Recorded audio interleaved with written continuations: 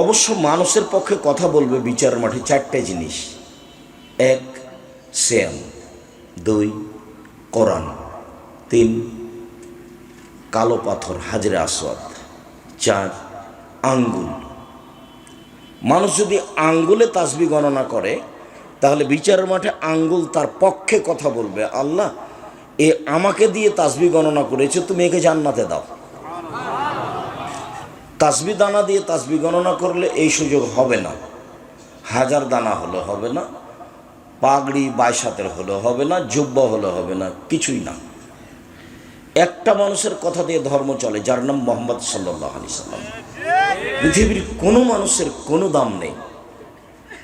পৃথিবীর মানুষ যারা বড় মানুষ তারা সম্মানী, সম্মান করে ডাকতে হবে, সম্মান করে খাওয়াতে হবে, আর মেনে চলতে হবে একটা মানুষকে যার নাম মুহাম্মদ সাল্লাল্লাহু আলাইহি সাল্লাম। যেভাবে পানি পান করেছেন সেভাবে করতে হবে। বলে ডান হাতে ধরেছেন তো ডান হাতে ধরতে হবে, বসে পান করেছেন তো বসে করতে হবে, বলে 3 শ্বাসে করেছেন তো 3 শ্বাসে করতে হবে, বলে পান শেষে আলহামদুলিল্লাহ বলেছেন তো আলহামদুলিল্লাহ বলতে হবে। এর নাম অনুসরণ। উনি একজন, যার নাম মুহাম্মদ সাল্লাল্লাহু আলাইহি সাল্লাম। পৃথিবীর কোনো মানুষ এই সুযোগ রাখে না, পৃথিবীর কোনো মানুষ এই সুযোগ রাখে না। সম্মানিত দিনী ভাই বোন, এক, আঙ্গুল বিচারের মাঠে আপনার পক্ষে কথা বলবে। আব্দুর রাজ্জাক সাহেব থামেন, আঙ্গুলে তাসবিহ গণনা করলে আমার ভুল হয়, তাই তো আমি তাসবিহ দানাই করি। এখন থেকে মরা পর্যন্ত যদি একদিনও ঠিক না হয় তবু নেকি হবে, এটাই পথ। আর তাসবিহ দানা দিয়ে গণনা করলে ওটা রাসূলের পথ নয়। মর্মে অযথা অজুহাত দাঁড় করে কোনো লাভ নেই। এর নাম শরীয়ত কারো ভালো মন্দ দিয়ে চলে না। দুই, কোরআন তেলাওয়াত, অভ্যাসে হতে হবে কোরআন পড়া। অন্তত নিচে নামতে নামতে বলা হয়েছে সূরা ইখলাস 3 বার। তিন, কালো পাথর। টাকা যদি হজ করতে গিয়ে বৈধ হয় তাহলে কালো পাথরে যে চুমা দিয়েছে, চুমা তো দিতে পারেনি, দূর থেকে বলেছে লাব্বাইক আল্লাহু আকবার দিয়ে হাতে ইশারা করেছে, এটাই চুমা দেওয়া। আল্লাহু আকবার, এটাই চুমা দেওয়া। যদি টাকা বৈধ হয় তাহলে কালো পাথর বিচারের মাঠে আপনার পক্ষে কথা বলবে। এই কথা মুহাম্মদ সাল্লাল্লাহু আলাইহি সাল্লাম বলেন। তিনি বলেন সিয়াম কথা বলবে মানুষের পক্ষে। সিয়াম বলবে রব্বি মানাতুহু তুমা বিন্নাহারে, মানাতুহু তুমা শাওয়াতা বিন্নাহারে ফাসাব্বিনি ফিহি। প্রতিপালক, এই লোকটাকে আমি দিনে 2টা কাজ করতে দিইনি। 1, খেতে দিইনি, 2, মন মতো চলতে দিইনি। প্রতিপালক, তুমি আমার একটা কথা শোনো, একে জান্নাতে দাও।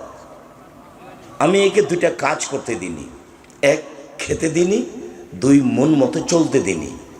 তুমি আমার কথা শোনো, ফাইসব ফানে, কোরআন এবং সিয়ামের কথা মেনে নেওয়া হবে।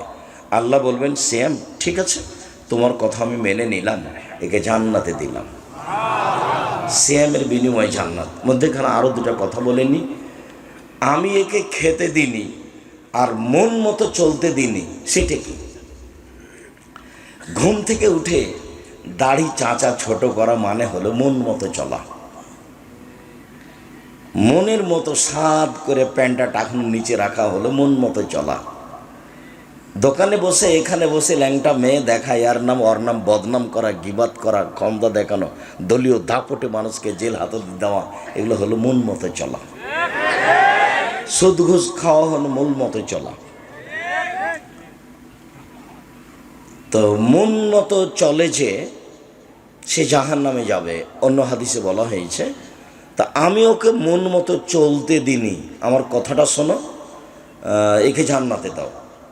তো যারা এগুলো করে তারা তো আর সিয়াম থাকে না, রোজা থাকে। রোজা মানে উপবাস থাকা। মানুষের বদনাম করে সিয়াম থাকা যায় না। মিথ্যা সাক্ষী দিয়ে মানুষের প্রতি জুলুম করে জেল হাজতে দিয়ে সিয়াম থাকা যায় না। ও রোজা থাকে। ও কি থাকে? রোজা থাকে।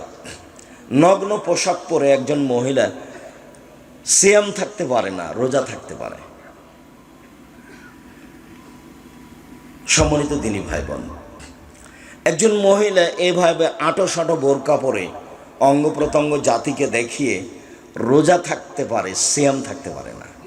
রোজা মানে উপবাস থাকা, সিয়াম মানে বিরত থাকা।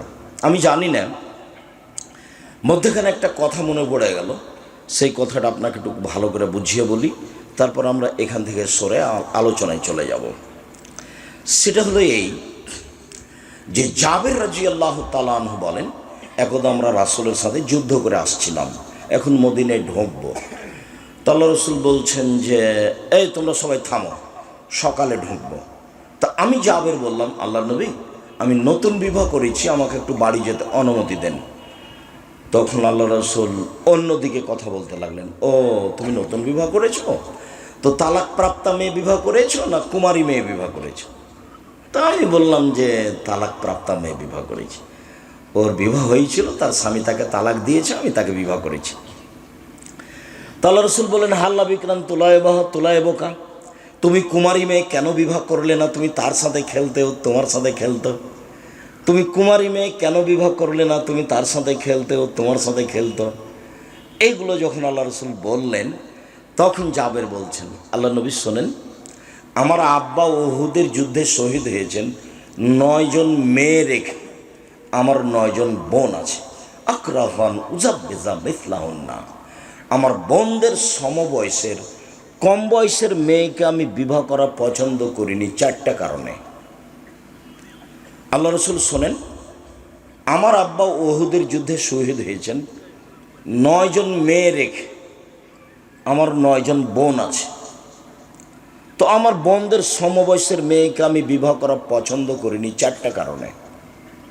এক, লেতুয়াল্লে মহন্না, আমার স্ত্রী আমার বোনদেরকে বিদ্যা শিখিয়ে দিবে। তো কম বয়সের হলে এটা পারবে না, একটু বয়স লাগবে, বুদ্ধি লাগবে, হুঁশ বুদ্ধি লাগবে, এই জন্য আমি কুমারী মেয়েকে বিবাহ করিনি। 2, বলে তুয়ার দেবা হন না, আমার স্ত্রী আমার বোনদেরকে শিষ্টাচার শিখিয়ে দিবে। শিষ্টাচার, কম বয়সের মেয়ে হলে এগুলো পারবে না, সেই জন্য আমি একটু বয়সের মেয়ে, তালাক প্রাপ্তা মেয়েকে বিবাহ করেছি। 3, বলে তুরাজ্জেলা হন না, আমার স্ত্রী আমার বোনদের মাথার চুল চিরুনি করে সাজগোজ করে রাখবে। কম বয়সের মেয়ে হলে এগুলো করতে পারবে না, এই জন্য আমি বেশি বয়সের মেয়ে বিবাহ করেছি। 4, বলে তাকুমা আলাইহিন্না, আমার স্ত্রী আমার বোনদেরকে পাহারা দিবে। আমার স্ত্রী আমার বোনদের পাহারাদার। এই কথাটা এই পর্যন্ত বলে আপনাকে আমি বলতে চাইলাম, ওই যে কথাটা এসেছিল ফ্যাশন বোরকা পরে, আঁটো সাঁটো কাপড় পরে যারা থাকছে মেয়ে মানুষ, তারা রোজা থাকে, সিয়াম থাকে না। ওই কথাটা বলতে গিয়ে চট করে এটা মনে পড়েছে। তো এখন আপনার মেয়েটার নখ বড় আছে, নখে মেহেদি দেওয়া নেই, নেইল পালিশ দেওয়া আছে। তো এখন কি আপনি চাচা ওর না পিতে? আপনার স্ত্রী কি ওর সৎ মা না আসলেই মা?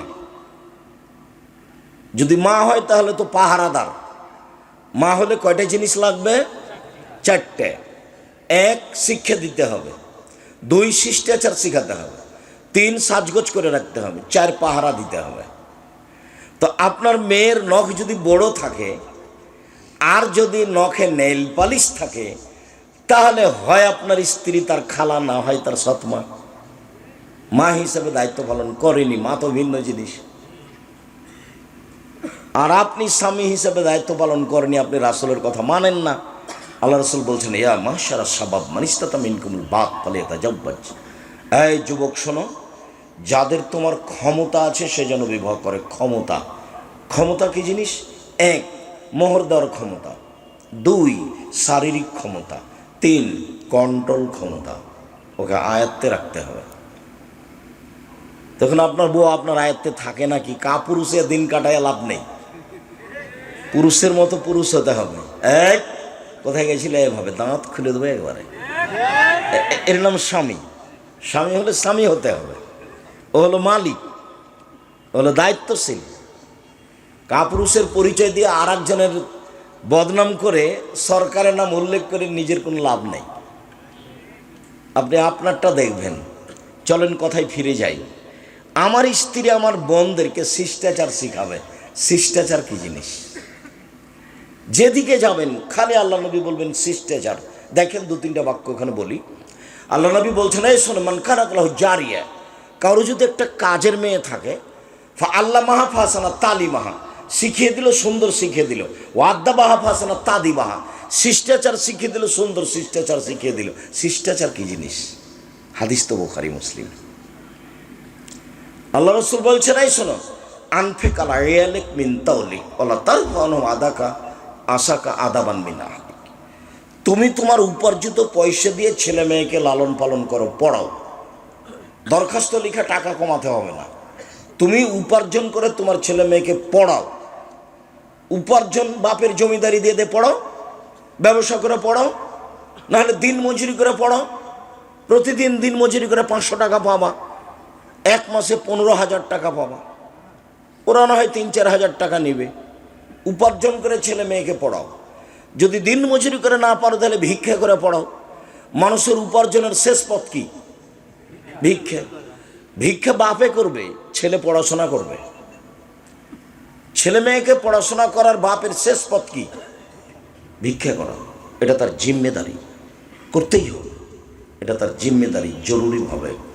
তাহলে রাসূল পরের বাক্যে বললেন যে তুমি শিষ্টাচারের লাঠি উঠিয়ে নিও না পরিবার হতে, মানে শক্তভাবে শিষ্টাচার বাস্তবায়ন করো। শিষ্টাচার কি জিনিস? আল্লাহ রসুল বললেন, মান ওয়ালাদালাহু ওয়ালাদান ফালিউহসিন ইসমাহু আদাবাহু, কারো যদি ছেলে মেয়ে জন্ম নেই সে যেন একটা সুন্দর নাম রাখে, শিষ্টাচার শিখিয়ে দেয়। শিষ্টাচার কি জিনিস? আল্লাহ রসুল বললেন, মান কানা লাহু সালাসা বানাত, কারো যদি 3টা মেয়ে থাকে, ফা আল্লামাহুন্না, তাকে বিদ্যা শিখালো, ও আদাবাহুন্না, তাকে শিষ্টাচার শিখালো, অসাকাহুন্না, তাকে পান করালো, অকাসাহুন্না, তার কাপড় চোপড়ের ব্যবস্থা করলো, তাহলে কন্যা হেজাবান মিনান নারে হেজাবান নার ইয়াউমাল কিয়ামা, বিচারের মাঠে ওর মেয়ে ওকে বাঁচানোর জন্য অন্তরাল হয়ে যাবে। ওদিকে থাকবে জাহান্নাম আর এদিকে থাকবে ওর বাপ, আর মধ্যে থাকবে মেয়েরা। আগে বাপের জান্নাত ঘোষণা হবে, তারপরে সরবে। মধ্যে কে আছে? মেয়েরা। এদিকে কে আছে? বাপ। আর ওদিকে কি আছে? জাহান্নাম। তবে 10টা ছেলেকে পড়াই 1 পয়সা লাভ হবে, এই কথা আল্লাহ নবী বলেননি। 10টা ছেলেকে যদি মাস্টার ডিগ্রি পাস করায় বাপ, তাহলে বাপের 1 পয়সা লাভ হবে, এই কথা আল্লাহ নবী বলেননি। তবে ছেলেকে পড়াবে কেন? জন্ম দিয়েছে এই জন্য। লাভ সব মেয়েদেরকে, সব মেয়েদের আলোচনা। কেন? ইহুদিরা মেয়েদের দাম দেয়নি, ওরা বলেছে ওটা হলো মনোরঞ্জনের জিনিস। 30, 40, 50 বছর পর্যন্ত জেনা করতে হবে ওর সাথে, তারপরে বিবাহ করতে হবে, 2-1টা ছেলে মেয়ে হবে, তারপর ওকে বৃদ্ধাশ্রমে দিয়ে দিতে হবে। ও পশু প্রাণীর মতো। খ্রিস্টানেরা তার 5 পয়সা দাম দেয়নি, বলেছে এ হলো উপভোগের জিনিস। আবার বলেছে যদি এদের ঋতু হয়, হাইজ হয়, ছি ছি ছি, ওকে বাড়ির পিছন দিকে রেখে আসো। চাঁপাইনবাবগঞ্জের ভাষাতে ছাই তোলা প্লেট দিয়ে ওকে ভাত দাও। প্লেটে ছাই তোলা প্লেট বুঝেন? ছাই উঠানোর জন্য যে ভাঙা প্লেটটা ব্যবহার করে। ময়লাযুক্ত গ্লাস ওকে পানি দাও। কেন? ওর হাইজ হয়েছে, ওর সাথে খাওয়া হবে না, ওর সাথে থাকা হবে না। ইহুদি খ্রিস্টান এরকম দেখিয়েছে।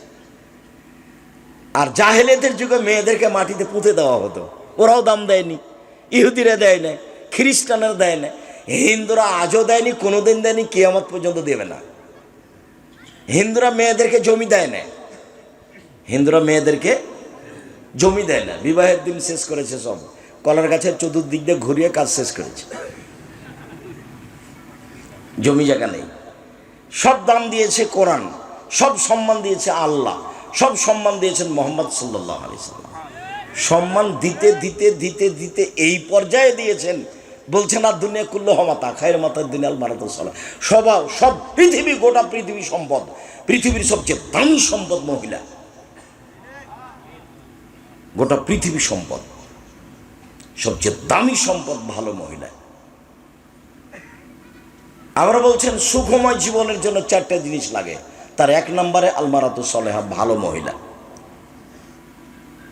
আবার বলছেন মহিলা যদি 4টা কাজ করে জান্নাতের সব দরজা খোলা। পুরুষ 4টা কাজ করে জান্নাত পাবে না, এই সুযোগ পুরুষের নেই। 1 5 ওয়াক্ত সালাত, 2 রমজানের সিয়াম, 3 স্বামীকে মেনে চলা, 4 জেনায় লিপ্ত না হওয়া, জান্নাতের সব দরজা খোলা। কে যদি 3টা মেয়ে লালন পালন করে তাহলে ওর মেয়েরা ওকে জাহান্নামে যেতে দিবে না, না করে দিবে। মেয়েরা বলবে না হবে না, আগে জান্নাত তারপরে আমরা। যেমন ছোট অবস্থায় কোনো ছেলে মেয়ে যদি মারা যায় আপনার, তাহলে আপনার জান্নাত ঘোষণা না হওয়া পর্যন্ত ওরা আপনার পাশ থেকে সরবে না। তো ছেলে মেয়ে তো একটা, কয়টা মরে কয়টা থাকে? 10-12টা হলে 2-4টা মরতো, 2-4টা থাকতো। সব ইহুদি খ্রিস্টানরা এদেরকে পাগল বানাচ্ছে। এগুলো বিষয়ে বক্তব্য শুনলে আব্দুল্লাহর বক্তব্যে ফিরে যেতে হবে। সম্মানিত দিনী ভাই বোন, বলছিলাম শিষ্টাচার কি জিনিস, সব জায়গায় কেন শিষ্টাচার? 4টা কারণে আমি কম বয়সের মেয়ে বিবাহ করিনি। 1 শিক্ষা দিবে, 2 শিষ্টাচার শিখাবে, 3 সাজগোজ করে রাখবে, 4 পাহারা দিবে।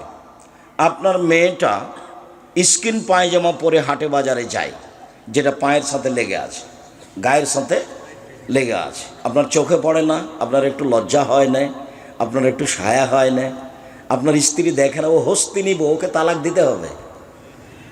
ওই বউকে তালাক দিতে হবে। আমি তালাক দিতে আদেশ করিনি, আমার পরামর্শ। তবে এটা বউ নয়, এ কথাই ঠিক।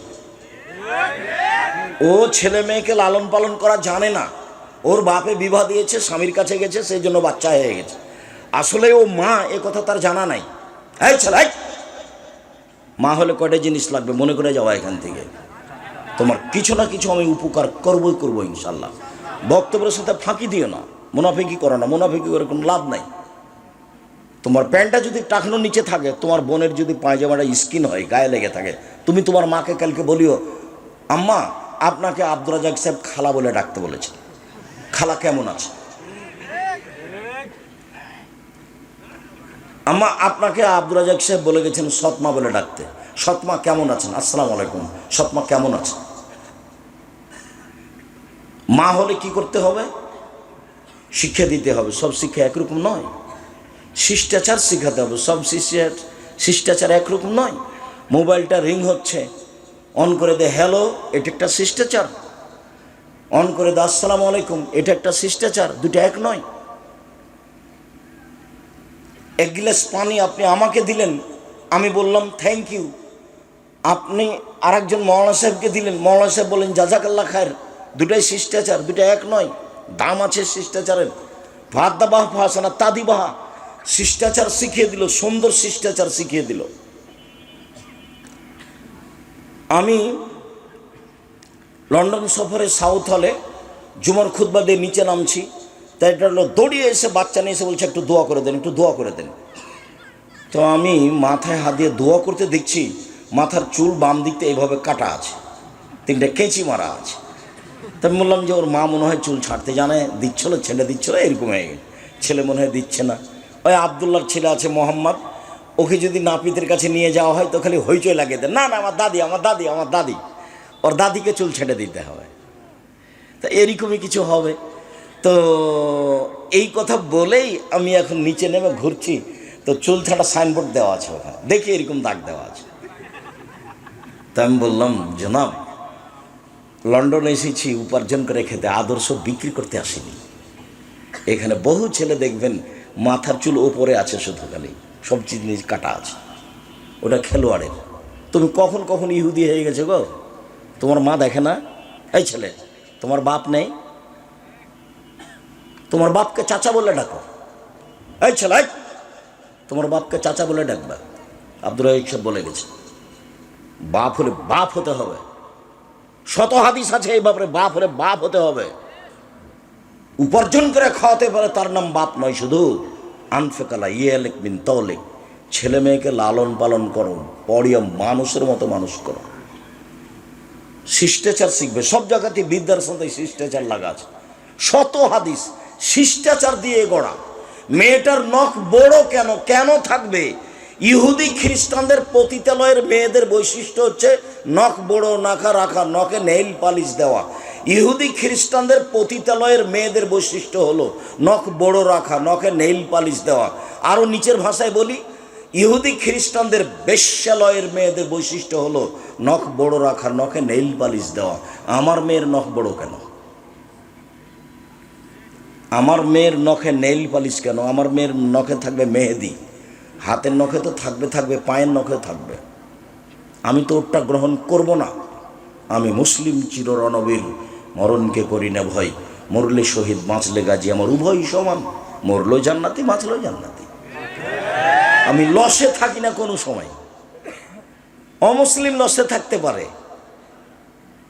ওর ফলাফল ভালো নয়, ওর দাঁড়ি পাল্লা হবে না বিচারের মাঠে।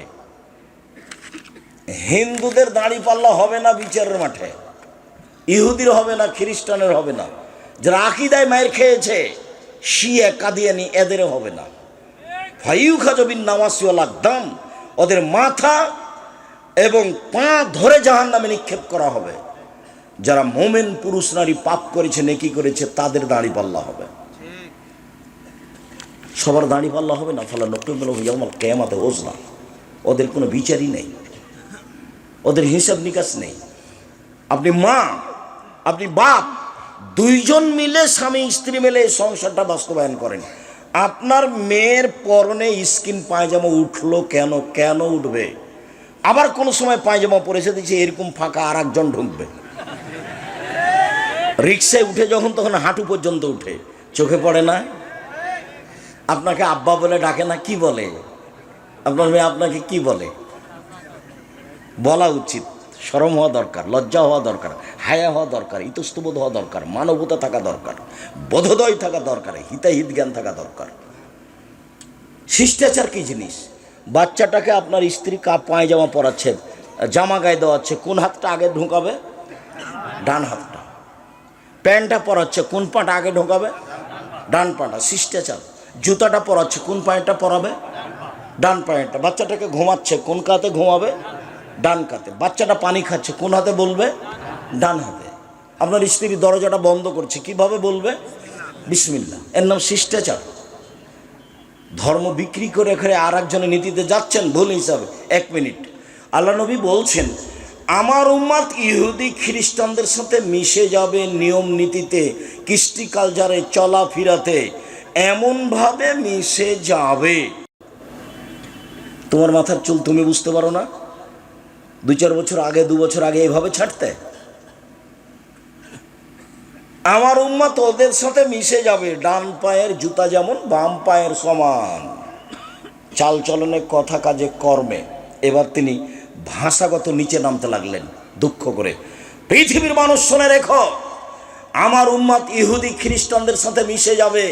মিশতে মিশতে ওরা যদি মায়ের সাথে জেনা করে থাকে, আমার উম্মতও মায়ের সাথে জেনা করবে। যার কারণে তো এইভাবে প্যান্ট পরতে, এইভাবে টাই পরতে, এইভাবে নখ কাটতে রাখতে, এইভাবে নেল পালিশ দিতে ভালো লাগে, এইভাবে স্কুল কলেজ চালাতে ভালো লাগে, যার কারণে গুড মর্নিং ভালো লাগে, যার কারণে থ্যাংক ইউ ভালো লাগে। ওর সাথে তো আমার আদর্শের মিল নাই। আল্লাহ নবী বলছেন, দিন রাত তার বিরোধিতা করো। সম্মানিত দিনী ভাই বোন, আপনারা স্বামী স্ত্রী দুইজন এমনি সময় কাটাতে পাবেন না। পুরো জীবনটা ছেলে মেয়ে নিয়ে, ঘুম থেকে নিয়ে ঘুম ওঠা পর্যন্ত সব রাসূল সাল্লাল্লাহু আলাইহি সাল্লামের শিষ্টাচার খুঁজে খুঁজে তলিয়ে তলিয়ে দেখতে হবে। ওদের সাথে মিল খাবে না। ওরা পৃথিবী যখন দখল করে আছে, তখন মুহাম্মদ সাল্লাল্লাহু আলাইহি সাল্লাম এসেছেন এবং সব নিয়ম নীতি উল্টে দিয়েছে। তো বলছে যে মুহাম্মদ সাল্লাল্লাহু আলাইহি সাল্লাম যে আমাদের সবই উল্টিয়ে দিল। আরে পেশাব করলেও ও মহিলাদের মতো করে আড় করে পেশাব করে। পেশাবের বলে নিয়ম আছে। পেশাব করতে বসলে দোয়া পড়তে হবে। ডান হাত দিয়ে পবিত্রতা অর্জন করা যাবে না। মুহাম্মদ সাল্লাল্লাহু আলাইহি সাল্লাম এত ছোট কথা বলে, ছি, এ কি করে নবী হতে পারে? এত ছোট কথা বলে। সালমান ফার্সি জানো মুহাম্মদ সাল্লাল্লাহু আলাইহি সাল্লাম এভাবে পেশাব করা শেখায়, পায়খানা করা শেখায়? জি, আমাদের নবী মুহাম্মদ সাল্লাল্লাহু আলাইহি সাল্লাম বলেছেন, কেবলামুখী হয়ে পেশাব পায়খানা করা যাবে না। জি, আমাদের নবী মোহাম্মদ সাল্লাল্লাহু আলাইহি ওয়াসাল্লাম বলেছেন বসে পেশাব পায়খানা করতে হবে। জি, আমাদের নবী মোহাম্মদ সাল্লাল্লাহু আলাইহি ওয়াসাল্লাম বলেছেন পেশাব পায়খানার পরে পানি দিয়ে পবিত্রতা অর্জন করতে হবে। জি, আমাদের নবী মোহাম্মদ সাল্লাল্লাহু আলাইহি ওয়াসাল্লাম বলেছেন পেশাব পায়খানা পবিত্রতা অর্জন করার সময় বাম হাত ব্যবহার করতে হবে, ডান হাত নয়। জি, আমাদের নবী মোহাম্মদ সাল্লাল্লাহু আলাইহি ওয়াসাল্লাম বলেছেন লিঙ্গ ধরার সময়, স্পর্শ করার সময় বাম হাত দিয়ে ধরতে হবে, ডান হাত নয়। জি, আমাদের মোহাম্মদ সাল্লাল্লাহু আলাইহি সাল্লাম বলেছেন পানি না থাকলে ঢেল, 3টি ঢেল দিয়ে পবিত্রতা অর্জন করতে হবে, টিস্যু পেপার দিয়ে পবিত্রতা অর্জন করতে হবে। জি, আমাদের নবী মোহাম্মদ সাল্লাল্লাহু আলাইহি সাল্লাম বলেছেন হাড় দিয়ে পবিত্রতা অর্জন করা যাবে না, কয়লা দিয়ে পবিত্রতা অর্জন করা যাবে না। এক টানা সালমান ফার্সি বলতে লাগলেন পবিত্রতা। ওদের টয়লেটে পানির ব্যবস্থা নেই, ইহুদি খ্রিস্টানদের টয়লেটে পানির ব্যবস্থা নাই, পবিত্রতা লাগবে না, কুকুর প্রিয় মানুষ ওরা। আমি এখন ওই বার্মিংহামের ট্রেন স্টেশনে যাচ্ছি, বলছে সাইদ টয়লেটে যেতে হবে। ওস্তাদজি টয়লেটে যাবেন তো পানির ব্যবস্থা নেই যে, ইন্নালিল্লাহ, কি করতে হবে? মানে টিস্যু ব্যবহার করে পবিত্রতা অর্জন করতে হবে। তুমি ওর সাথ দিয়েছো, তোমার পিঠে তোমার একটা গেঞ্জি আছে, পিছন দিকে 47 লেখা আছে, তোমার গায়ে একটা গেঞ্জি আছে, তার পিছনে 10 লেখা আছে, তোমার 10 দিতে দিতে আমার নামাজ শেষ, এমন বিশাল করে লেখা আছে। এরই নাম হলো ওদের কৃষ্টি কালচার আমাদের ছেলে মেয়ে কী করবে? গ্রহণ করবে। এমনভাবে স্কিন পায়জামা পরেছে আমার মেয়ে যে শরীহাত তো দেখা যাচ্ছে, লজ্জাস্থান বোঝা যাচ্ছে। ছি ছি ছি ছি ছি, তখনও আপনি বাপ? ছি, তখনও আপনি মা? জি না, বলি হিসাব, দুঃখিত। বাপ দেখবেন, 1 মিনিট, কথা মধ্যেখানে ঢুকে আমার লম্বা হয়ে গেল। 1 মিনিট বাপ দেখবেন, দেখেন বাপ কাকে বলে। আয়েশা রাদিয়াল্লাহু তাআলা আনহা বলেন আমরা এক যুদ্ধ থেকে আসছিলাম, হঠাৎ করে আমার গলার হাড়টা হারিয়ে গেল, খুঁজে পায় না। সলাতের টাইম হয়ে গেছে, নামাজের টাইম হয়ে গেছে, পানি নাই, অজুও করতে পারি না, যেতেও পারি না। সব মানুষ বিপদে পড়ে গেল, 1200-1400 মানুষ, পানি নাই, অজু করব কি করে? এখানে যেতেও পারি না, হার খুঁজে পাই না। জনগণ আমার আব্বাকে বলল, জানেন কি ঘটিয়েছে আপনার মেয়ে? কি ঘটিয়েছে? আপনার মেয়ে তো হার হারিয়েছে, যার কারণে তো আমরা খুঁজে পাই না, যেতেও পারি না, তাই মানুষগুলোর এত সমস্যা ঘটিয়েছে। জি, আয়েশা রাদিয়াল্লাহু তাআলা আনহা বলছেন আমার আব্বা আমার কাছে আসলেন, আবু বকর সিদ্দিক আমার কাছে আসলেন, ফালাকাজানি লাকতাতান শাদীদা, আমার কোমরের উপরে এত জোরে একটা কিল মারলেন। ওই সময় আমার স্বামী আমার উরু রানের উপরে মাথা দিয়ে ঘুমিয়েছিলেন। আমার স্বামী আমার উরু রানের উপরে মাথা দিয়ে ঘুমিয়েছিলেন। যদি আমার স্বামী আমার উরু রানের উপরে মাথা দিয়ে না ঘুমাতেন, তাহলে মায়ের চোটে, মায়ের কারণে আমি দূরে সরে যেতাম। 1 মিনিট, এই ছেলে, এটা বাংলাদেশি স্বভাবে, বাংলাদেশি বিধিবিধানে জামাই যদি মেয়ের উরু রানের উপরে মাথা দিয়ে ঘুমায় আর শ্বশুর মেয়ের বাপ যদি ওইদিকে গিয়ে দেখে, তাড়াতাড়ি ভাবে ঘুরে আসবে।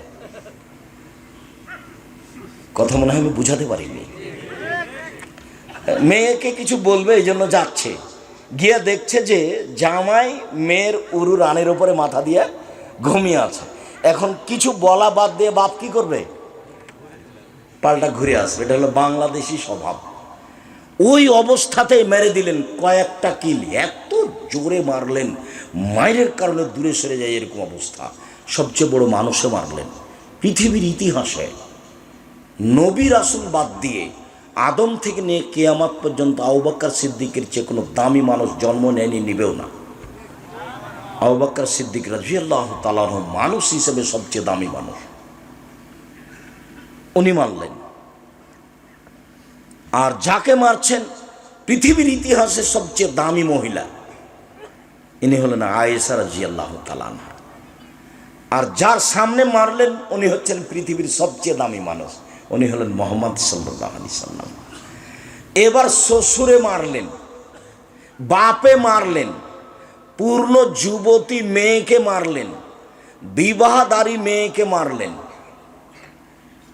জামাইয়ের সামনে মারলেন, দিন দুপুরে খোলা মাঠে মারলেন, পৃথিবীর সবচেয়ে বড় মানুষে মারলেন, পৃথিবীর সবচেয়ে বড় মহিলাকে মারলেন, পৃথিবীর সবচেয়ে বড় মানুষের সামনে মারলেন, বিবাহদারী মেয়েকে মারলেন, পূর্ণ যুবতী মেয়েকে মারলেন, জামাইয়ের সামনে মারলেন, হাত দিয়ে মারলেন। এত বড় বাপে এত বড় বেটিকে এত বড় জামাইয়ের সামনে বিবাহদারী মেয়েকে হাত দিয়ে মেরে দিলেন। ভুল কোথায়? এটা হারিয়ে গেছে, খেয়াল করতে পারেননি এই জন্য। আর আপনার মেয়েটা স্কিন পায়জামা পরে চলে যায় স্কুল কলেজে হাটে বাজারে, আপনি দেখতে পান, আপনি কিছুই বলেন না, আপনি আবার বাপ। ছি, আপনার মতো বাপকে বাপ বললে আমার খুব কষ্ট হয়, আপনার মরে যাওয়া উচিত। আপনার ছেলে মেয়েকে জামিয়া সালাফে পড়াবে ইনশাল্লাহ। জামিয়া সালাফে 5,000 ছেলে মেয়ে পড়াশোনা করে। কালকে যদি আরও 5,000 ছেলে মেয়ে চলে যায় সমস্যা হবে না পড়ানোর ইনশাল্লাহ। 300 জন শিক্ষক শিক্ষিকা আছে, আপনি না থাকলে আমি পড়ানোর জিম্মেদারি নিলাম ইনশাল্লাহ। আপনার মতো বাপ আমি চাচ্ছি না, বেঁচে থাকার চেয়ে মরে যাওয়া ভালো। চিন্তা করবেন না কিভাবে পড়বে, এতিম লালন পালন করব। বাংলাদেশের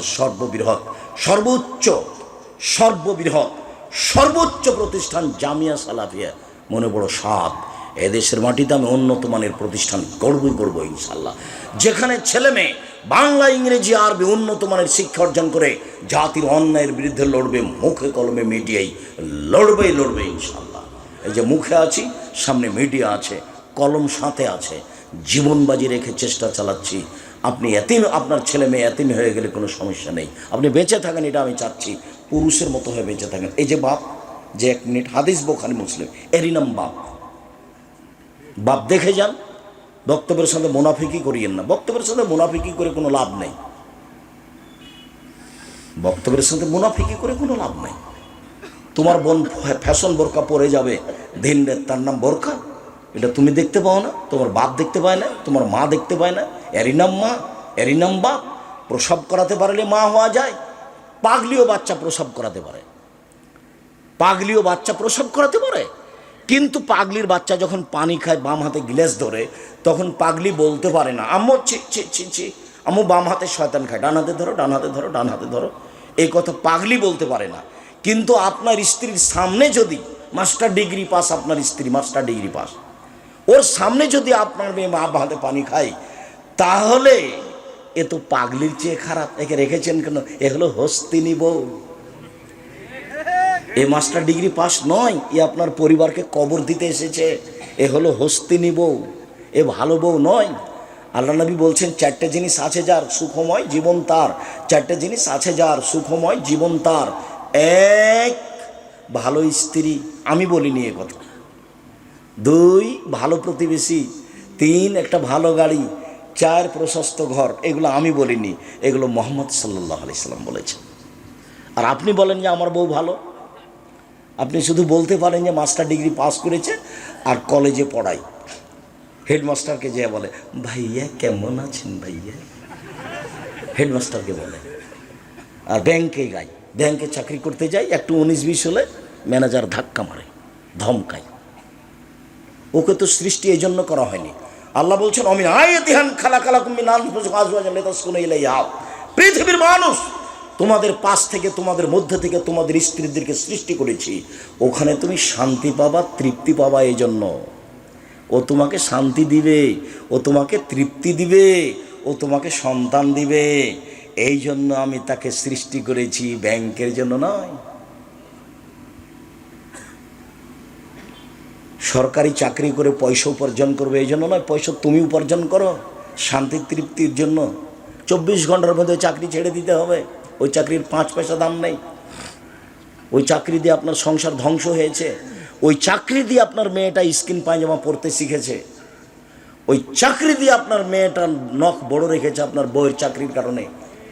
আবার আপনার বউ হলো এলাকার চেয়ারম্যান, ভাইয়া আসে চা খেয়ে যাও ভাইয়া, চা খেয়ে যাও ভাইয়া, চেয়ারম্যান মেম্বার। খারাপ লাগে না? আপনার শ্বশুর বলে হাজি, আপনার বাপ নাকি হাজি, খারাপ লাগা তো দরকার। আপনি মুসলমান মনে করেন না নিজেকে? বুঝে না, ওরা অন্তর আছে, বুঝে না দেখেও দেখে না, ওরা চক্ষু আছে দেখে না, শুনেও শুনে না, ওরা কান আছে শোনে না। উলায়েকা কাল আনাম, তারা পশু প্রাণীর মতো, তারা গরু ছাগলের মতো, তারা কুকুর শ্রীগেলের মতো, বালহু মাজাল, বরং তার চেয়ে খারাপ। আপনার জীবনটা গরু ছাগল পশু প্রাণীর মতো। খারাপ লাগে কেন? কেন খারাপ লাগে? আমি আব্দুর রাজ্জাক বিন ইউসুফ জাতির সামনে 33 বছরে কোনোদিন অপ্রয়োজনীয় কথা বলিনি। আপনার এই বউকে যদি আমি অশিক্ষিত প্রমাণ করতে না পারি, আমি জাতির সামনে বক্তব্য দেব না।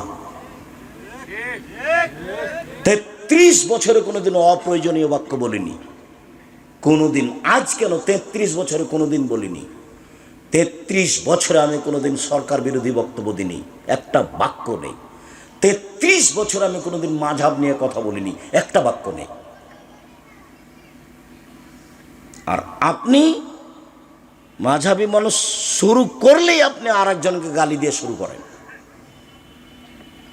আরেকজনের বদনাম করে শুরু করেন। আমি তো বলছি, আমি আব্দুর রাজ্জাক বিন ইউসুফ আজকের বক্তব্য চ্যালেঞ্জ করিনি, পাবনার মাঠে 34 বছরের সব বক্তব্য চ্যালেঞ্জ করলাম।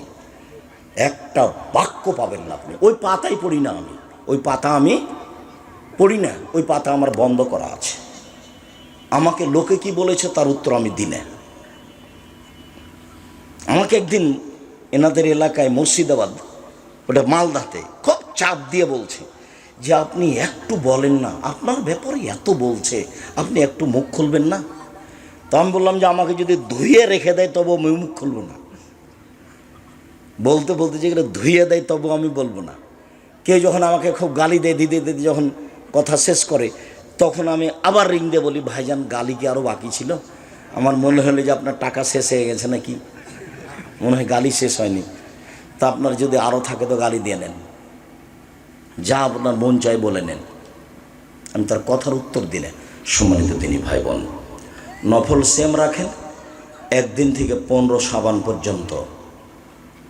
15ই শাবানে মানুষের ভাগ্য লেখা হয়, মানুষের যা মারা যাবে তা লেখা হয়, যা জন্ম হবে তা লেখা হয়, রুজি। এগুলো মিথ্যা কথা, জাল হাদিস। শাবান মাসে বাৎসরিক রিপোর্ট পেশ করা হয়, কোন দিন তা মুহাম্মদ সাল্লাল্লাহু আলাইহি ওয়াসাল্লামের জানা ছিল না। তো উনি বাৎসরিক রিপোর্ট ধরার জন্য উনি শাবান মাসে বেশি বেশি সিয়াম থাকতেন। আজ মনে হয় রিপোর্ট, কাল মনে হয় রিপোর্ট, পরশু মনে হয় রিপোর্ট। এই রিপোর্টের জন্য তিনি সিয়াম থাকতেন প্রায় শাবান, আর বলতেন একটানা 15 রাখুন। এই জন্য উনি চাইতেন, এই যে আমার রিপোর্ট না, বৎসরের রিপোর্ট না, দেখো আমি সিয়াম আছি, দেখো দেখো আমি সিয়াম আছি।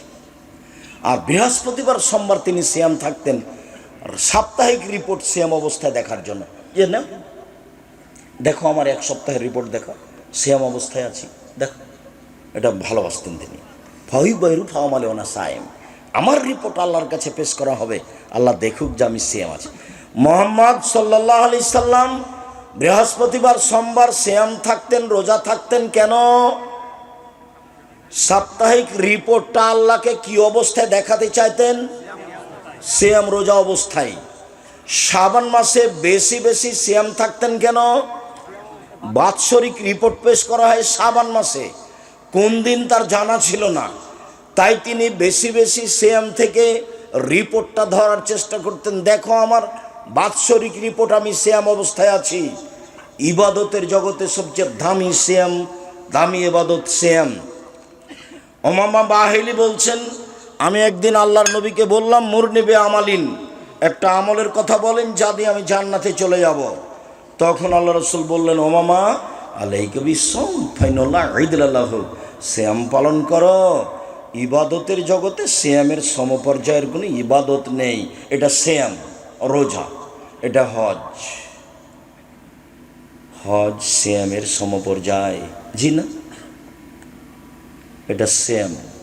এটা হলো সলাত, সলাত সিয়ামের সমপর্যায়, জি না, এটা হলো সিয়াম। এটা হলো দান সাদাকা, দান সাদকা সিয়ামের পর্যায়, জি না। পৃথিবীর কোনো ইবাদত নেই যেটা কার সমপর্যায়ের হতে পারে? সিয়ামের সমপর্যায় হতে পারে। মহরমের 2 দিন সিয়াম থাকেন, আরাফার 1 দিন সিয়াম থাকেন। আর সারা বছর সিয়াম পালনের 2টা পদ্ধতি শুনে যান, একটা সহজ, একটা একটু ভারী। প্রত্যেক মাসে 3 দিন থাকবেন আর রমাজান থাকবেন। সারা বছর সিয়াম পালনের নেকি হবে।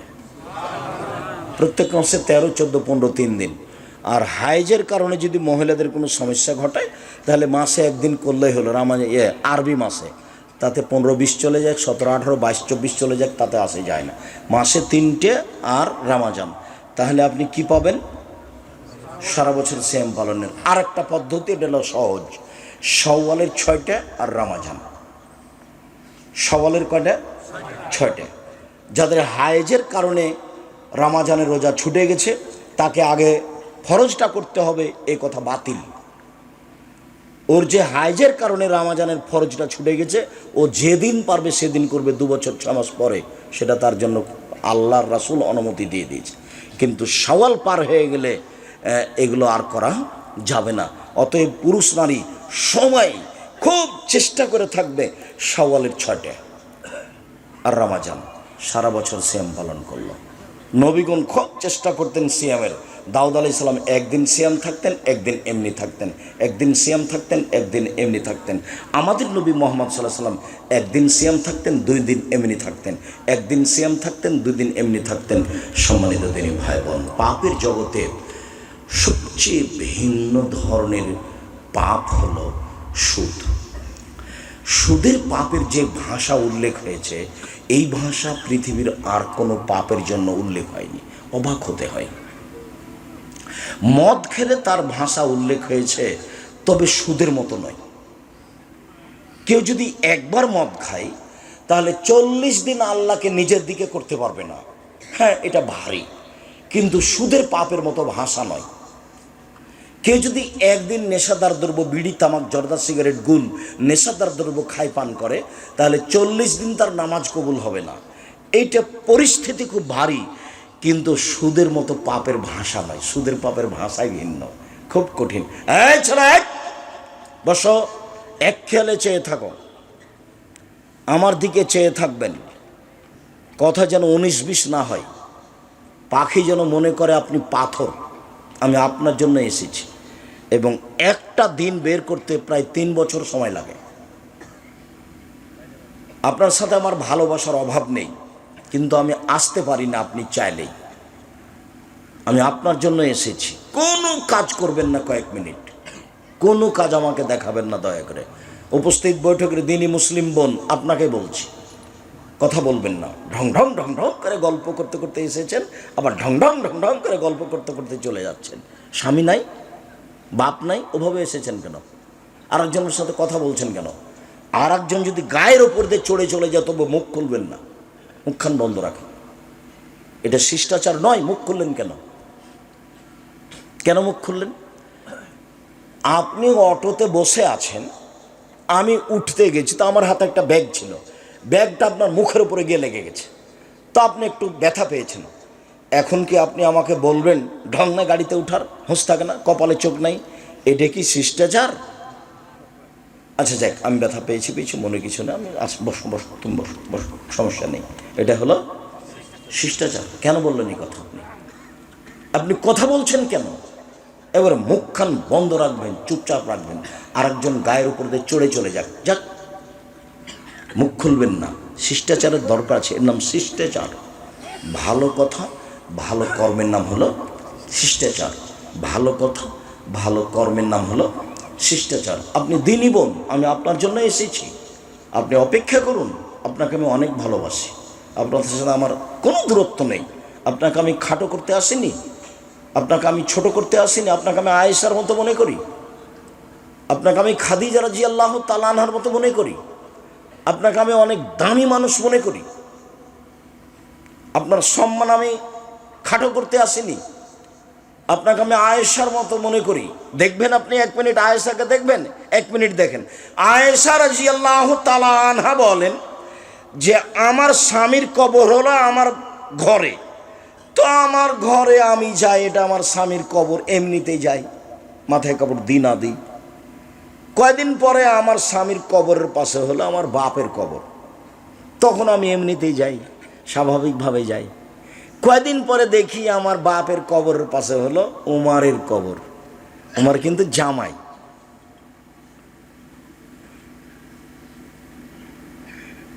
তো উমারের কবর। তো এখন আমি আর কবরের পাশে এমনিতে যাই না, আমি একবারে মাথায় কাপড় দিয়ে নিজেকে গুটিয়ে যাই। কেন? ওখানে একটা বেগানা পুরুষের কবর আছে, আমি কবরকে লজ্জা পাই।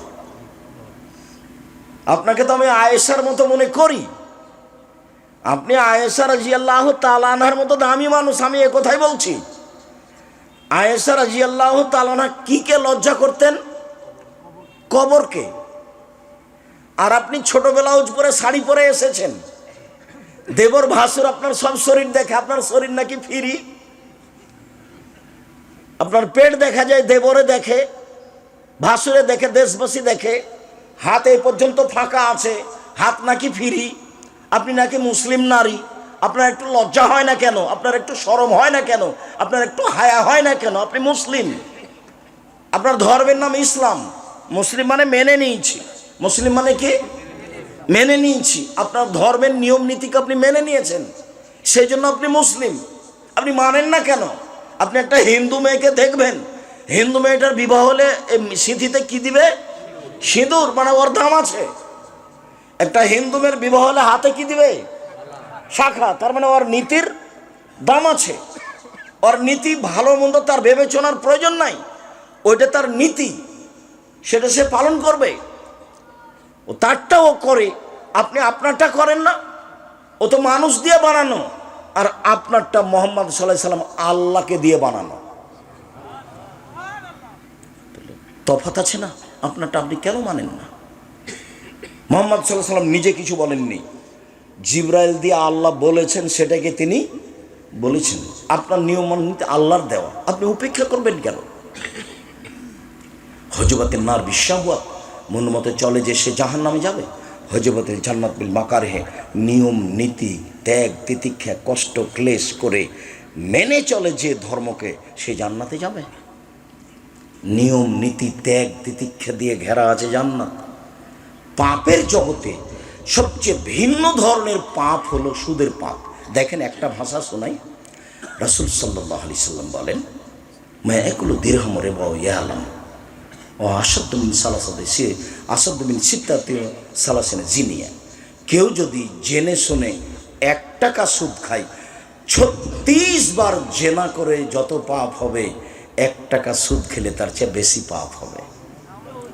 36 বার জেনা করলে, 36 বার জেনা করে যা পাপ হবে, 1 টাকা সুদ খেলে তার চেয়ে 1000 গুণ বেশি পাপ হবে। এটি কি, কেমন হয়ে গেল ভাষা? এর চেয়ে কঠিন আছে। পাপের জগতে সবচেয়ে বড় পাপ হলো শিরক করা, ভাষা এরকম নয়। পাপের জগতে দ্বিতীয় বড় পাপ হলো বাপ মায়ের অবাধ্য চলা, ভাষা এরকম নেই। দেখেন, আপনি সরাসরি জাহান্নাম ঘোষণা আছে, বাপ মাকে মানে না যায়। 1 কোন বাপ মাকে মানে না যে সে জান্নাতে যাবে না। 2 জুয়া খেলে যে সে জান্নাতে যাবে না। 3 মান্নান খোটা দেয় যে সে জান্নাতে যাবে না। 4 মধুমিনুল খামর, নিয়মিত বিড়ি তামাক জর্দা সিগারেট গুল নেশাদার দ্রব্য খায় পান করে যে সে জান্নাতে যাবে না। সিরিয়ালে 1 নম্বরে বাপ মাকে মানে না যে সে জান্নাতে যাবে না, এটা চলে এসেছে। পাপের জগতে দ্বিতীয় মহাপাপ হলো পিতামাতার অবাধ্য চলা, কিন্তু ভাষা এমন নয়।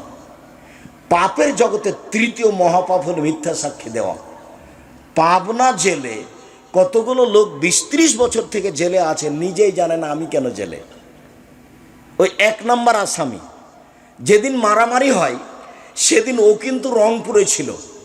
তো প্রতিপক্ষ ভেবেছে যে ওকে 1 নম্বর আসামি করলে এদেরকে দমানো যাবে, ওকে আগে জেলের ব্যবস্থা কর। তো সাক্ষী রেডি কর। কিভাবে?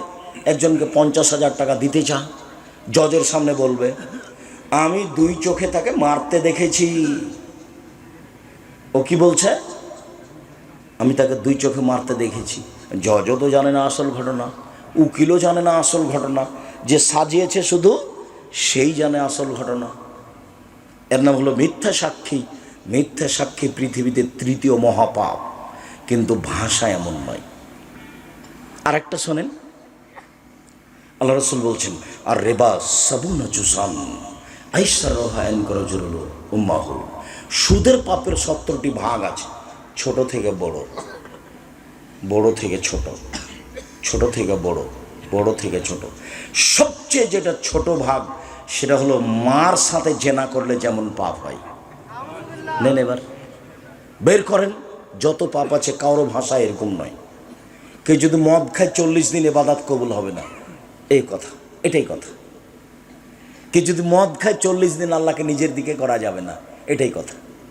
কেউ যদি মদ খায় সে পাপ করলো মূর্তি পূজার মতো। সরস্বতী, ভগবতী, কালী, দুর্গা, লাত, উজ্জা এদের ইবাদত করলে যেমন পাপ হয়, মদ খেলে তেমন পাপ হয়। পাপ বড়, কিন্তু ভাষা এমন নয়, অবাক ভাষা।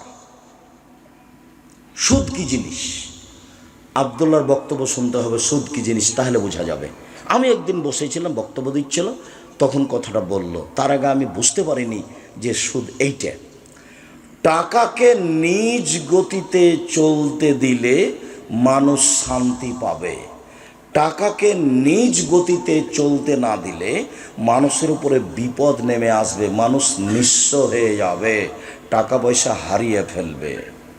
মুদ্রাকে নিজ গতিতে চলতে দিতে হবে। নিজ গতি মানে মুদ্রার নিজস্ব গতি হলো বিনিময়ে ব্যবহার হবে। আমি একটা টিস্যু বক্স নিয়েছি, বিনিময়ে কি দিয়েছি? টাকা। আমি 1 কেজি বেগুন কিনেছি, বিনিময়ে কি দিয়েছি? টাকা। এটা হলো টাকার নিজস্ব গতি, এটা মুদ্রার নিজস্ব গতি। তো নিজস্ব গতির উপরে জুলুম করবে যে, তার মানে কি টাকা দিয়ে টাকা নিবে, তখন টাকার নিজস্ব গতিতে থাকতে পাবে না, ওর উপরে জুলুম করা হবে। টাকা দিয়ে টাকা নিলে টাকার উপরে কি করা হবে? জুলুম করা হবে, তার নাম সুদ। আবার ভালো করে বুঝেন, টাকার একটা নিজস্ব গতি আছে, সেটা কি? মনে থাকবে না মনে হয়, বিনিময়ে ব্যবহার হবে। এই ছেলে, টাকার নিজস্ব গতি কি বলো? বিনিময়ে ব্যবহার হবে। 1 কেজি বেগুন নিয়েছো, কি দিবা? টাকা। একটা কাপড় কিনেছো, কি দিবা? টাকা। এটা হলো টাকার নিজস্ব গতি। এবার তুমি টাকা দিয়ে টাকা নিলে, তখন টাকার নিজস্ব গতিতে থাকলো না, তখন জুলুম হয়ে গেল। মানুষ যদি টাকার উপরে জুলুম করে, তাহলে ফলাফলে আল্লাহ বলেছেন, আল্লাহ কি বলেছেন? তাহলে ওর টাকা কমে যাবে। আল্লাহ তাআলা বলেন, ইয়ামহাকুল্লাহু রিবা ওয়া ইউরবিস সাদাকাত। সুদ মানুষের টাকাকে কমিয়ে দেয়, দান মানুষের টাকাকে বেশি করে দেয়। আল্লাহ বলছেন সুদ মানুষের টাকাকে কমিয়ে দেয়, দান মানুষ। রাসূল সাল্লাল্লাহু আলাইহি ওয়াসাল্লাম বলেন, ইন্নার রিবা ওয়া ইন কাসরা। সুদ যদিও বাহ্যিকভাবে বেশি লাগে, মনে হচ্ছে বেশি হলো, হ্যাঁ বেশি তো হলো।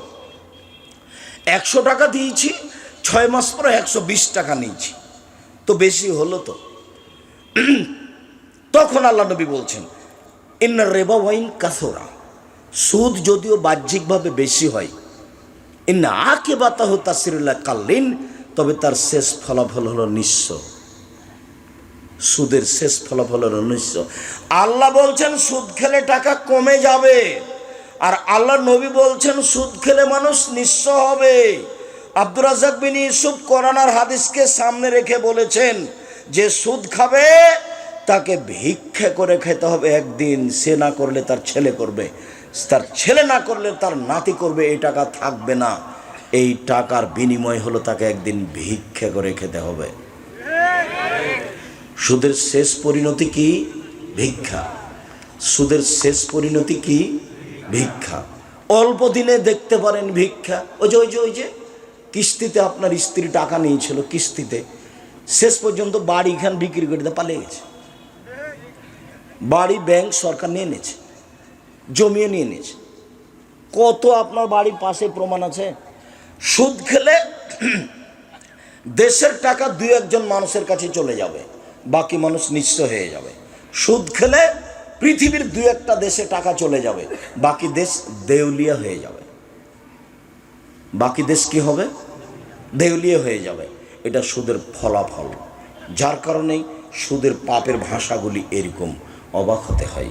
সম্মানিত দিনী ভাই বোন, আল্লাহ বলছেন, কালু ইন্নামাল বায়উ মিসলু রিবা। মানুষে বলছে সুদ আর ব্যবসা একই, সুদেও টাকা বাড়ে, ব্যবসাতেও টাকা বাড়ে, সুদেও টাকা বাড়ে, ব্যবসাতেও টাকা বাড়ে।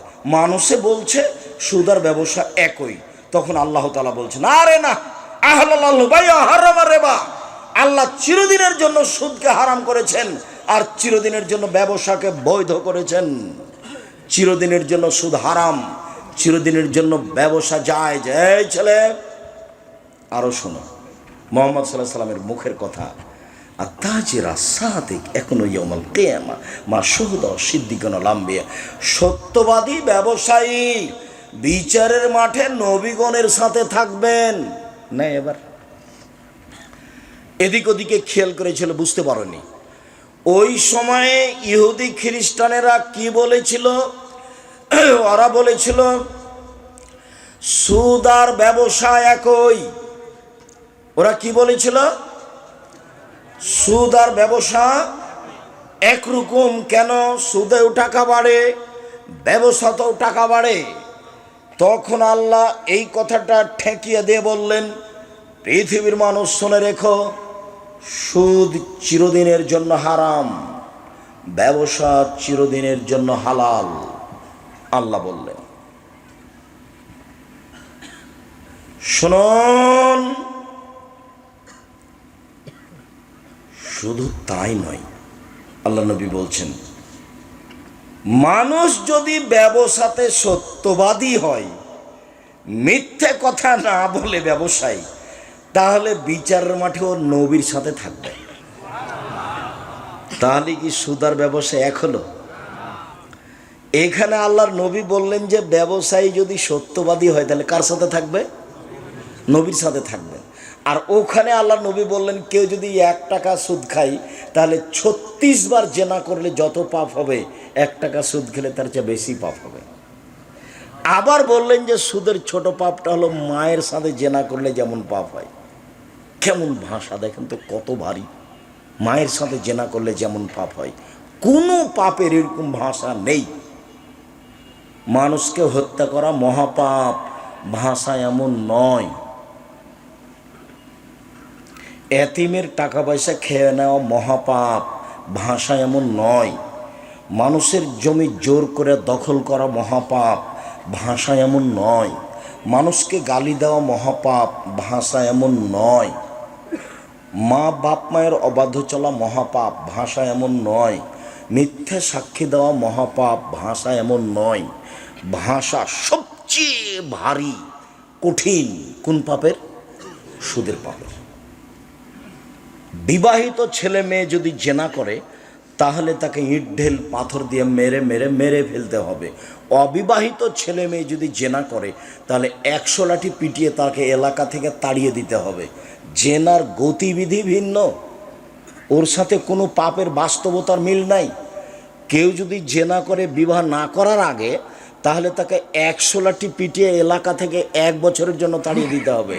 এমন কোনো পাপ নাই যার বিধান এরকম। আবার বিবাহ করার পরে যদি কেউ জেনা করে তাহলে তাকে ইট ঢেল পাথর দিয়ে মেরে মেরে মেরে ফেলতে হবে। এই দেশের লাখো ভাবিকে ইট ঢেল পাথর দিয়ে মেরে ফেলতে হবে যারা দেবরের সাথে জেনায় লিপ্ত হয়েছে। এদেশের লাখো দুলাভাইকে ইট ঢেল পাথর দিয়ে মেরে ফেলতে হবে যারা সেলিকার সাথে জেনায় লিপ্ত হয়েছে। এদেশের লাখো পুরুষকে ইট ঢেল পাথর দিয়ে মেরে ফেলতে হবে যাদের স্ত্রী থাকা সত্ত্বেও অন্য মহিলার সাথে জেনায় লিপ্ত হয়েছে। এদেশের লাখো নারীকে ইট ঢেল পাথর দিয়ে মেরে ফেলতে হবে সরকারিভাবে যাদের স্বামী থাকা সত্ত্বেও অন্য পুরুষের সাথে জেনায় লিপ্ত হয়েছে।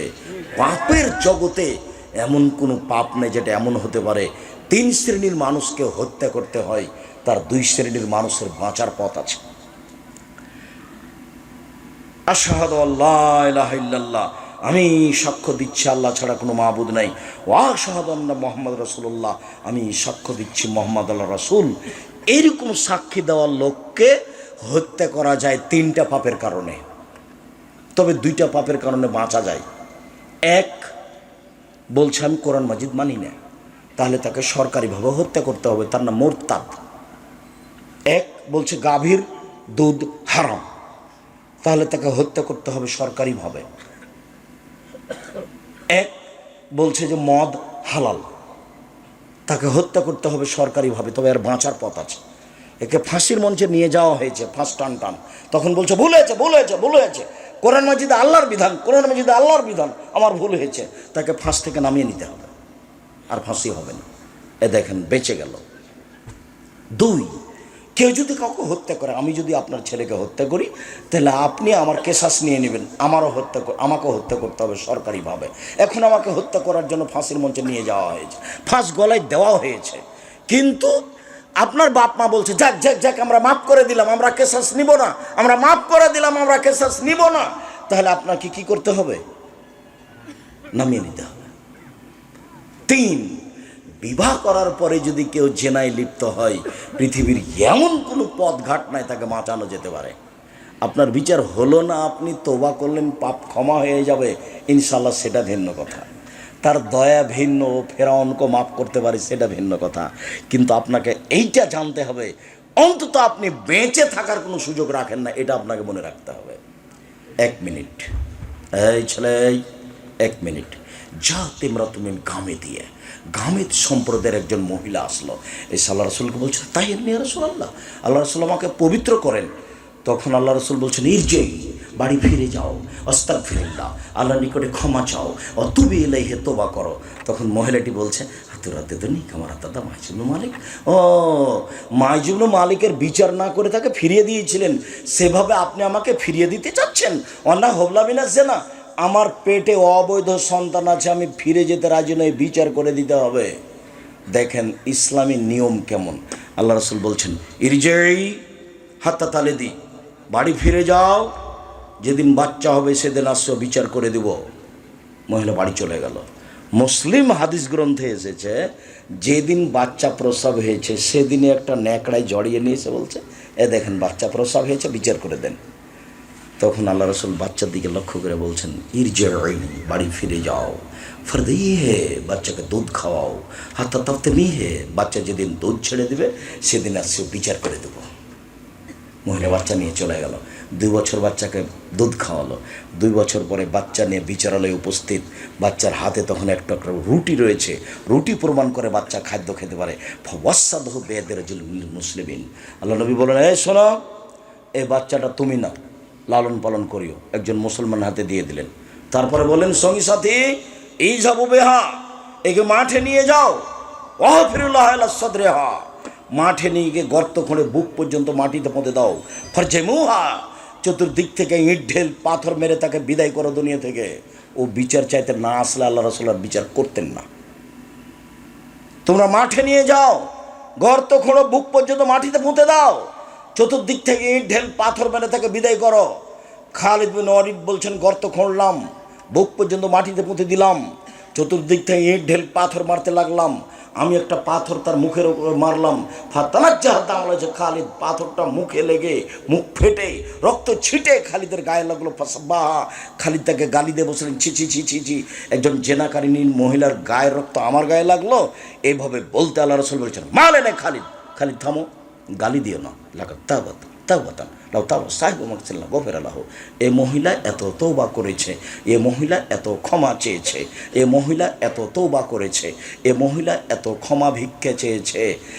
যে বড় থেকে বড় পাপী যদি এমন তওবা করে তাহলে তার পাপ ক্ষমা করা হবে। খালিদ শোনো, এর তওবা যদি মদিনার সব পাপীকে ভাগ করে দেওয়া হয় সবার পাপ ক্ষমা হয়ে যাবে। তার মানে আল্লাহ রসুল বললেন যে তার পাপ ক্ষমা হয়ে গেছে। তিনি জানাজা দিলেন, তিনি কাফন দাফন করলেন, তো তিনি বলতে পারলেন না যাও তোমার বিচার হবে না, বাড়ি চলে যাও, এই কথা তিনি বলতে পারলেন না। দুঃখিত। সম্মানিত দিনী ভাই বোন, বিবাহের পরে জেনা ভিন্ন ধরনের শাস্তি, ভিন্ন ধরনের পাপ। পৃথিবীর এত বড় মানুষ, পৃথিবীর সবচেয়ে পাওয়ারফুল মানুষ মুহাম্মদ সাল্লাল্লাহু আলাইহি সাল্লাম, এত বড় পাওয়ারফুল মানুষ আল্লাহ পৃথিবীতে কাউকে সৃষ্টি করেননি। জান্নাতের গেটে বড় অক্ষরে লেখা আছে সর্বপ্রথমে যিনি প্রবেশ করবেন তিনি হলেন মুহাম্মদ সাল্লাল্লাহু আলাইহি সাল্লাম। বিচারের মাঠে আল্লাহর সামনে কেউ কথা বলতে পারবেন না, এমনকি ইব্রাহিম আলাইহিস সালাম বলতে পারবেন না আমার যে কি হয় তা আমি নিজেই বুঝি না, এ বলে একটার পর একটা সবকে সরিয়ে দেবেন। মুহাম্মদ সাল্লাল্লাহু আলাইহি সাল্লাম কথা বলতে সক্ষম হবেন, মুহাম্মদ সাল্লাল্লাহু আলাইহি সাল্লাম কথা বলতে সক্ষম হবেন, এ কথা তিনি বলেও গেছেন। এত বড় পাওয়ারফুল মানুষ একটু বলতে পারলেন না, যাও তোমার পাপ ক্ষমা হয়ে গেছে, তোমার আর বিচার হবে না, এই কথা বলতে পারলেন না কেন? ওপর থেকে ফাইসালা আছে, বিবাহ করার পরে জেনায় লিপ্ত হলে তাকে ইট ঢিল পাথর দিয়েই মেরে ফেলতে হবে। এটাই হলো তার দুনিয়াবি ফাইসালা। পরকালে তার জান্নাতও হতে পারে, পরকালে তার জাহান্নাম হতে পারে। সম্মানিত দিনী ভাই বোন, এই পাপ হলো সুদের পাপ। জেনে শুনে যদি 1 টাকা সুদ খাই, 36 বার জেনা করে যত পাপ হবে, 1 টাকা সুদ খেলে তার চেয়ে বেশি পাপ হবে। সুদের পাপের 70টি ভাগ রয়েছে, বড় থেকে ছোট, ছোট থেকে বড়। সবচেয়ে ছোট ভাগ হলো মার সাথে জেনা করলে যেমন পাপ হয়, পাপের জগতে কোনো পাপের ভাষা এরকম নয়। আপনাকে তো আমি বলছি মদ খারাপ, একদিন মদ খেলে 40 দিন ইবাদত কবুল হবে না, ও এক ব্যতিক্রম পাপ। একদিন মদ খেলে 40 দিন আল্লাহকে নিজের দিকে করা যাবে না, ও এক ব্যতিক্রম পাপ। একদিন মদ খেলে তার পাপটা হয়ে গেল সরস্বতী, ভগবতী, কালী, দুর্গাকে পূজা করার মতো, এক ব্যতিক্রম পাপ। তারপরে ভাষা এমনটা নয়, একদিন মদ খেলে ফলাফল জাহান্নাম। 4 শ্রেণীর মানুষ জান্নাতে যাবে না। 1, কোন বাপ মাকে মানে না যে। 2, কাম্মার জুয়া খেলে যে।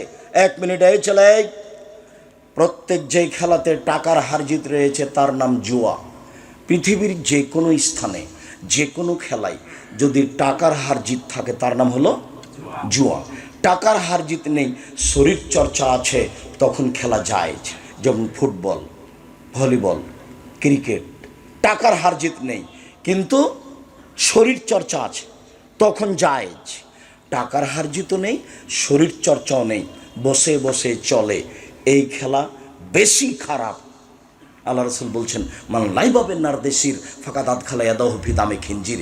কেউ যদি চৌসার, ছক্কা, লুডু, দাবা, পাঞ্জা, ক্যারাম বোর্ড, তাস, গেমস, এরকম খেলা পৃথিবীতে আরও যত জন্ম নিয়েছে, আরও যত জন্ম নিবে, বসে বসে চলে, শরীর চর্চা হয় না, বসে বসে চলে, অন্য কাজ হয় না, এই খেলাতে যদি কেউ অংশগ্রহণ করে, সে তার হাতকে শরীর শুকুরের রক্তের মধ্যে ডুবিয়ে দিল। কার মধ্যে ডুবালো?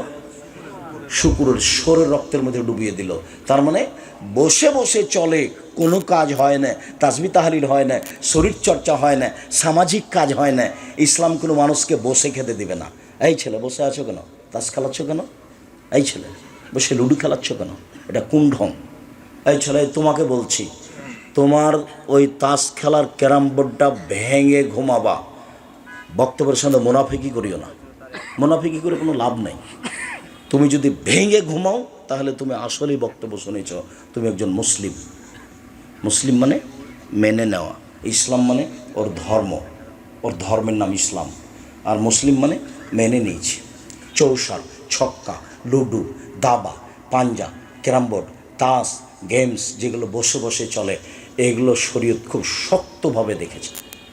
মধ্যখানে একটা কথা বারবার আঘাত করছে, আপনার স্ত্রীকে বলে এসেছি অনেক কিছু, তারপর আমি কষ্ট পাচ্ছি একটু না বললে। আপনার স্ত্রী আপনার বাচ্চার হাতে গেমস খেলতে দিয়েছে, বাচ্চাকে একটা মোবাইল, আর আপনার স্ত্রী স্টার জালসা নিয়ে বসে আছে।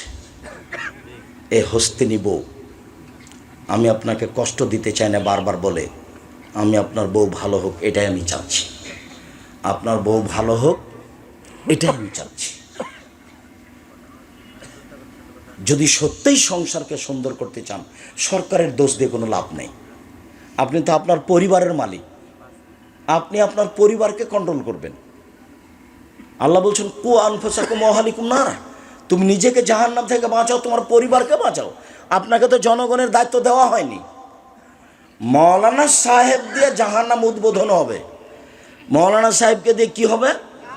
জাহান্নাম উদ্বোধন হবে। বিপদে মৌলানা সাহেব আছে, বিপদে কে আছে? মৌলানা সাহেব আছে। তো মৌলানা সাহেবের হলো মোহাম্মদ সাল্লাল্লাহু আলাইহি ওয়াসাল্লামের কথা জাতির কাছে পৌঁছাতে হবে, কেসা কাহিনী বলতে পাবে না। কে কি করলো এটা বলতে পারবে না। ওকে মোহাম্মদ সাল্লাল্লাহু আলাইহি সাল্লামের কথা পৌঁছাতে হবে, ঠিক ঠিক ঠিক ঠিক, এভাবে বলছেন আল্লাহর নবী। পৃথিবীর আলেম ওলামা শুনে রাখো, বাল্লিগু আন্নী ওয়ালা আয়া, আমার একটি কথা জানা থাকলে অন্যকে বলো। পৃথিবীর মানুষ, আমার একটি কথা জানা থাকলে অন্যকে বলো। বানে ইসরায়েলের কাহিনী বলো, কোনো দোষ নেই। মান কাযাবা আলাইয়া মুতাআম্মিদান ফালিয়াতাওবা মাক্কাদাহু মিনান নার। কেউ যদি কোনো কথা আমার নামে বলে, সেই কথা যদি আমার না হয়, কেউ যদি কোনো কথা ধর্মের নামে বলে, সেটা যদি আমার না হয়, কেউ যদি কোনো কথা আমার নামে বলে, সেটা যদি আমার না হয়, তাহলে তার থাকার জায়গায় জাহান্নাম। জুব্বা যত বড়ই হোক, পাগড়ি যত বড়ই হোক, বিচার মাঠে রেহাই হবে না। যার জন্য মুখ খুলতে পাবে না রাসূলের কথা ছাড়া। নিজেকে বাঁচাতে হবে, পরিবারকে বাঁচাতে হবে, এটা আমার জিম্মেদারি, মাওলানা সাহেবের জিম্মেদারি। নিজেকে, পরিবারকে, সমাজকে, নিজেকে, পরিবারকে, সমাজকে উনি কেমন দাওয়াত দিচ্ছেন সেটা বিচারের মাঠে ফলাফল হবে। এই ছেলে, আমরা আলোচনার শেষের দিকে চলে আসলাম। সুদের আলোচনায় একটা লম্বা হাদিসের একটা অংশ বলবো, সেই জন্য হাদিসটা আমি মুখে বলছি। হাদিস বুখারী মুসলিম, আমার দিকে এক খেলে চেয়ে থাকবেন। যারা একটা কথা আসবে সুদের ব্যাপারে, এদিকে দেখেন। সামর ইবনে জুনদুব রাদিয়াল্লাহু তাআলা আনহু বলেন, আল্লাহর নবী ফজরের সালাত আদায় করেই আমাদের দিকে মুখামুখি বসতেন, আমাদের জিজ্ঞাসা করতেন, তোমরা স্বপ্নে কিছু দেখেছো কি? আমরা কেউ কিছু দেখলে বলতাম, তখন তিনি স্বপ্নের তাবির করে দিতেন। বলতেন, তোমার স্বপ্নের তাবির এই, তোমার স্বপ্নের তাবির এই। তো একদিন তিনি আমাদেরকে জিজ্ঞাসা করলেন, সঙ্গী সাথী, গত রাত্রে স্বপ্নে কেউ কিছু দেখেছ? আমরা বললাম, জি না। তখন তিনি বলছেন, শোনো শোনো, আমি দুইজন লোককে দেখেছি। তারা আমার কাছে আসলো, দুই হাত ধরলো, ধরে নিয়ে চলে যাচ্ছে বাইতুল মুকাদ্দাসের দিকে। যেতে যেতে দেখছি একটা লোক বসে আছে আর একটা লোক দাঁড়িয়ে আছে। যে লোকটা দাঁড়িয়ে আছে তার হাতে একটা লোহার বাঁকা লাঠি রয়েছে, মুখের ডান দিক দিয়ে ঢুকিয়ে চিরে পিছন দিকে নিয়ে যাচ্ছে, আবার বের করে মুখের বাম দিকে লাগাচ্ছে। তো বাম দিক চিরতে না চিরতে দেখে ডান দিক ঠিক হয়ে গেছে, আবার বের করে ডান দিকে নিয়ে আসছে। আমি বললাম, মা যা, এ কি দৃশ্য? তো তারা দুজন বলছেন, চলতে থাকে চলতে থাকে। আমি কিছু না বলে চলতে থাকলাম। চলতে চলতে দেখছি যে একটা লোক চিত হয়ে শুয়ে আছে, আর একটা লোক পাশে দাঁড়িয়ে আছে, তার হাতে একটা বড় পাথর আছে। মারছে পাথর তার মাথার উপরে, মাথা একবারে ভেঙে চৌচির হয়ে যাচ্ছে, পাথরটা ছিটকে দূরে চলে যাচ্ছে। ও পাথরটা আনতে যাচ্ছে, আনতে না আনতে দেখে মাথা ঠিক হয়ে গেছে, আবার মারছে। তা আমি বললাম, এ কি দৃশ্য, ব্যাপারটা কি, এ কোন শাস্তি? তো কি ব্যাপার? তারা দুজন বললেন, চলতে থাকেন।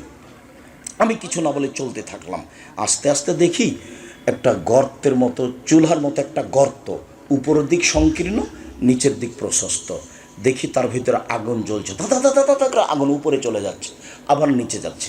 দেখি তার ভিতরে পুরুষ এবং নারী উলঙ্গ অবস্থায় জমা ধরে আছে, উলঙ্গ অবস্থায় দুজন করে জমা ধরে আছে, দাদা দাদা দাদা করে উপরে চলে যাচ্ছে, আবার নিচে আসছে, আবার উপরে যাচ্ছে, আবার নিচে আসছে। আমি বললাম, এ কি? তারা দুজন বলেন, চলতে থাকেন। আমি কিছু না বলে চলতে থাকলাম। আস্তে আস্তে দেখি একটা নদী, নদীতে পানি নেই, শুধু রক্ত রক্ত, পানি নেই।